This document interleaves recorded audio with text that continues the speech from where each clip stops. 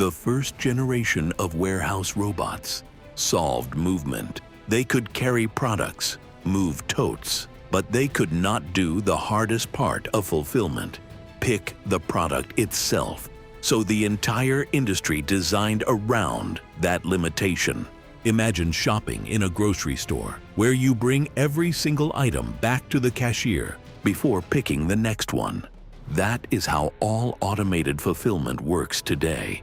And that's what we set out to change. With our first company, Photoneo, we gave robots the ability to perceive and interact with the world. But we did not stop there. In 2022, we founded Brightpick to bring those breakthroughs together into a new robotic form factor: mobile manipulation. Brightpick robots do not just move items from A to B.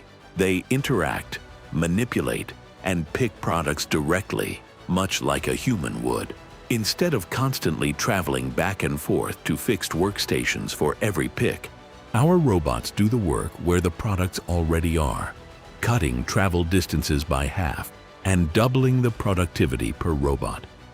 For decades, warehouse automation was built around bringing products to workstations. We are building the future with intelligent multi-purpose robots that do all the work themselves.